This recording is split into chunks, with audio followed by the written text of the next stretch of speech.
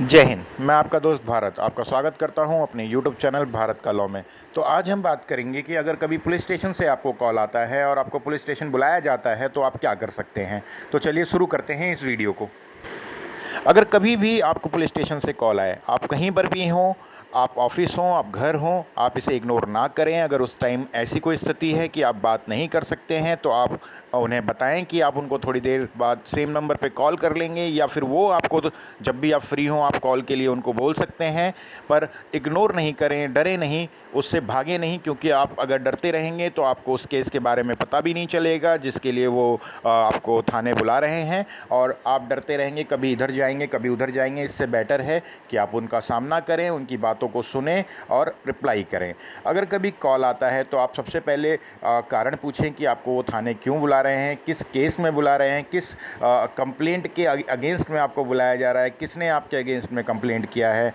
और आप हो सके तो इन सारी बातों को रिकॉर्ड करें अपने मोबाइल फ़ोन के अंदर, और उनका नाम भी पूछ सकते हैं जो आपको कॉल कर रहे हैं। और अगर मान लीजिए कि आपको उन पे विश्वास नहीं हो रहा है कि अगर वो पुलिस स्टेशन से कॉल कर रहे हैं, तो आप उनसे रिटर्न नोटिस की डिमांड कर सकते हैं बुलाने के लिए कि मुझे नोटिस सप्लाई किया जाए मेरे एड्रेस पे, देन मैं पुलिस स्टेशन आऊँगा। अगर मान लीजिए आपको वो डरा रहे हैं, धमका रहे हैं, आपको बोल रहे हैं कि आपको वो कहीं से भी अरेस्ट कर सकते हैं, आपके घर से अरेस्ट कर सकते हैं, तो आप डरे नहीं। आप इसके अगेंस्ट में अपने कोर्ट में जाकर एंटीसिपेटरी बेल के लिए भी फाइल कर सकते हैं। बेसिकली पहले भी मैंने एंटीसिपेटरी बेल के ऊपर वीडियो बना रखा है, उसमें पूरी तरीके से मैंने एक्सप्लेन कर रखा है कि एंटीसिपेटरी बेल का क्या मतलब होता है, अग्रिम जमानत का क्या मतलब होता है। बेसिकली इसमें अरेस्ट, आपको अगर डर है कि पुलिस आपको अरेस्ट कर सकती है झूठे केस में जिसमें आपने कोई क्राइम नहीं किया है, ऐसा आपने कोई भी एक्ट नहीं किया है, तो आप नज़दीकी कोर्ट में जाके आप एंटीसिपेटरी बेल के लिए फ़ाइल कर सकते हैं और बता सकते हैं कि पुलिस आपको डरा धमका रही है, बिना मतलब आपको पुलिस कभी भी अरेस्ट कर सकती है।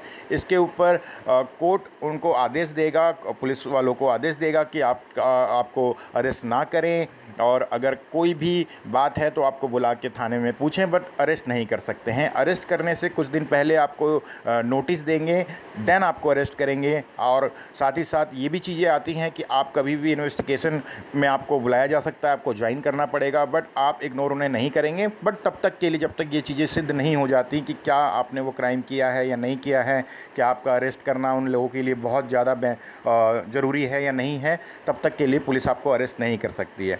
बेसिकली आप खुद ही इस बात को समझिए कि अगर आपने कुछ ऐसा क्राइम किया होता जिसमें आपको अरेस्ट करने की बहुत ज़रूरत होती, तो पुलिस आपको बुलाती क्यों? आप जहाँ भी होते पुलिस आपको अरेस्ट कर लेती। आप घर हों, ऑफिस हों, आप कहीं भी हों, पुलिस आपको बिना बताए, बिना किसी इन्फॉर्मेशन के अरेस्ट कर सकती है। लेकिन अगर पुलिस पूरी तरीके से उस चीज़ में पक्की नहीं है कि आपने वो क्राइम किया है या नहीं किया है, किसी ने आपके अगेंस्ट में कंप्लेंट दिया है, क्या वो सच है या झूठ है, पुलिस इसीलिए आपको बुलाती है, आपकी स्टेटमेंट के लिए। तो इसमें डरना बिल्कुल नहीं है, पूरी तरीके से आप बेफिक्र रहें, डरें नहीं।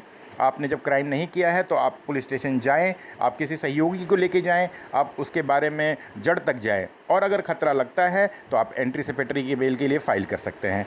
बेसिकली नोटिस की बात करते हैं तो 41A का नोटिस कभी कभी सर्व किया जाता है घर पे, और आपको पुलिस स्टेटमेंट के लिए कोर्ट में पुलिस स्टेशन में बुलाती है फॉर स्टेटमेंट की। अगर आपके अगेंस्ट में कोई कंप्लेंट हुई है तो उसमें स्टेटमेंट के लिए आपको पुलिस स्टेशन बुलाती है, आपकी स्टेटमेंट दर्ज करती है। और अगर आपको लगता है कि नहीं वो आपको अरेस्ट भी कर सकती है, तो आप सेम वही एंटीसिपेटरी बेल के लिए फाइल कर सकते हैं। जब भी आपको 41A का नोटिस सर्व किया जाता है तो उसमें डेट, प्लेस, आपको कब जाना है, कितने बजे थाने जाना है, वो सारी चीज़ें मेंशन होती हैं। कभी कभार 160, 160 CRPC का भी नोटिस आपको सर्व किया जाता है। इसमें होता यही है कि अगर मान लीजिए किसी केस में आप विटनेस बने हुए हैं, तो आपके स्टेटमेंट को दर्ज करने के लिए पुलिस आपको पुलिस स्टेशन बुलाती है।